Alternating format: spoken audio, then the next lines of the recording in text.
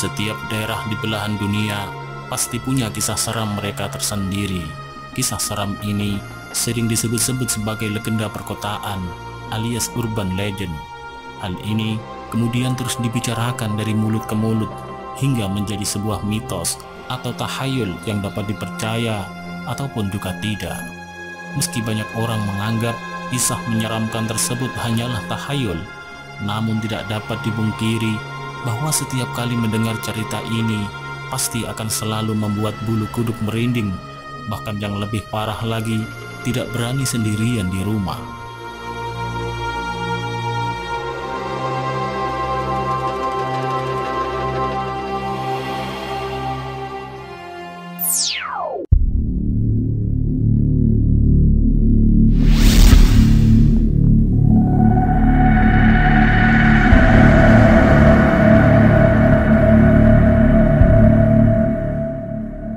Legenda pria minyak ini merupakan urban legend yang sangat terkenal di benua Asia, terutama Malaysia. Sosok pria minyak digambarkan dengan lelaki tanpa busana dan melumuri tubuhnya dengan minyak warna hitam legam. Konon, pria minyak hanya bisa dilihat oleh wanita yang masih perawan. Kisah ini sangat populer di tahun 60-an, bahkan sampai pada batas di mana ia pernah dibuatkan filmnya sendiri. Diceritakan bahwa asal muasal dari pria minyak ini adalah manusia biasa yang ingin memiliki kekuatan. Namun ia kemudian diberikan syarat bahwa untuk mendapatkan kekuatan tersebut, ia harus memperkosa 40 wanita sebelum ia bisa menjadi sakti dan kuat.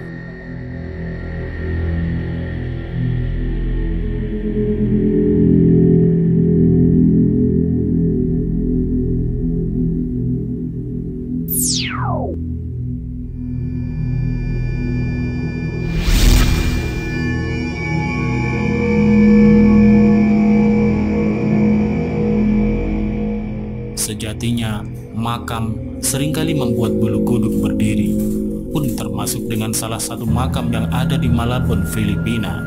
Di sini terdapat kuburan seorang yang bernama Don Simeon, yang diyakini masyarakat Filipina sebagai kuburan yang sangat angker dan bahkan mengundang maut.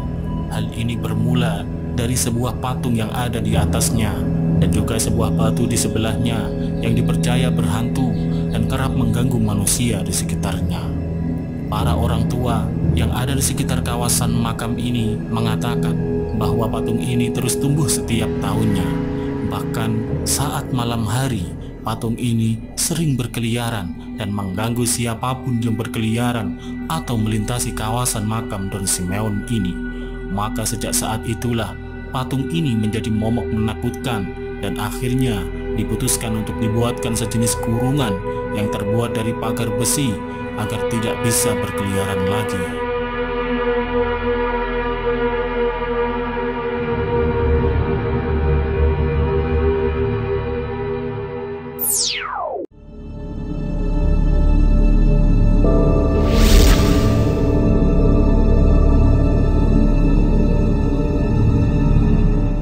Sadako adalah hantu yang terkenal sangat menakutkan di Jepang.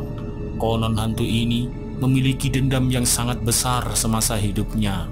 Sampai-sampai setelah meninggal pun dendamnya tak kunjung sirna dan akan terus bergentayangan untuk membalaskan dendamnya itu. Ciri-ciri hantu ini mengenakan kimono berwarna putih, rambutnya panjang terurai, pergelangan tangan menjuntai ke bawah, dan kakinya tidak menapak tanah.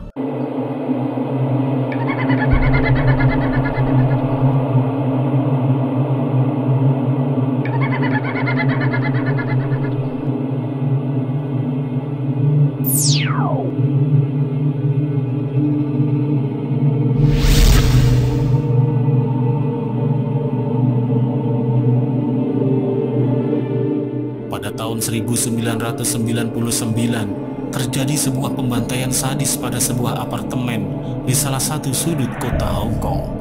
Kejadian ini menewaskan seorang wanita bernama Fan Man Ye. Ia dibunuh secara sadis, tubuhnya dicincang dan dibuang bersama-sama dengan sampah rumah tangga. Kisah sadis ini tidak berakhir dengan itu saja. Menyeramkannya adalah si pembunuh menyimpan kepala Man Ye yang kemudian dijahitkan dalam boneka Hello Kitty. Pendek cerita, si pembunuh pun kemudian tertangkap. Tapi walaupun pelaku pembunuh telah ditangkap, di apartemen tempat Man Ye dibunuh terus-menerus terjadi aksi teror. Sebuah rekaman CCTV menunjukkan video seorang wanita tidak dikenal yang menakut-nakuti penghuni apartemen. Pemilik apartemen akhirnya memutuskan untuk menutup apartemen tersebut dan merobohkannya di tahun 2012.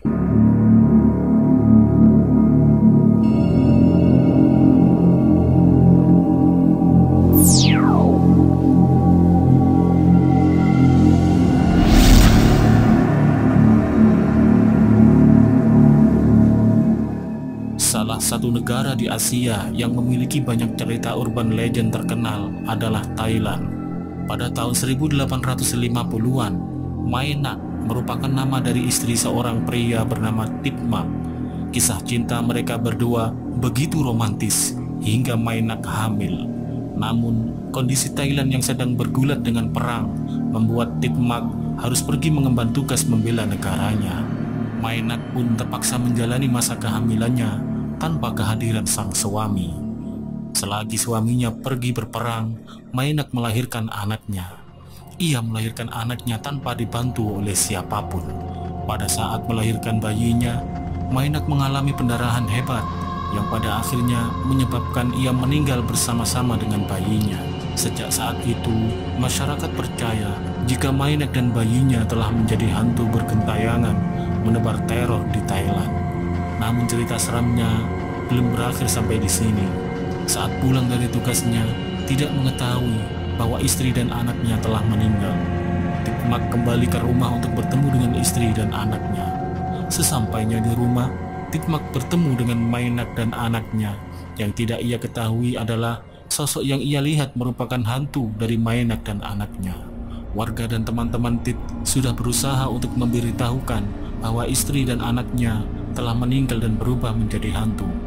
Tapi sayangnya, Maenak selalu berhasil membunuh orang-orang yang berniat untuk membongkar identitas dirinya.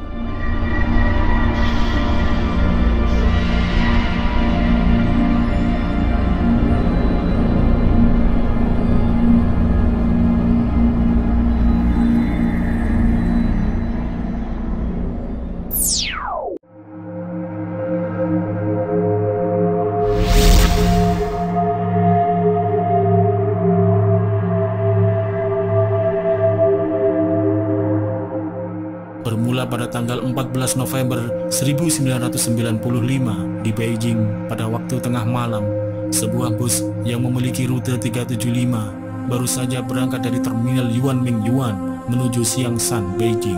Di dalam bus tersebut terdapat seorang supir dan seorang perempuan yang bertugas sebagai konduktor.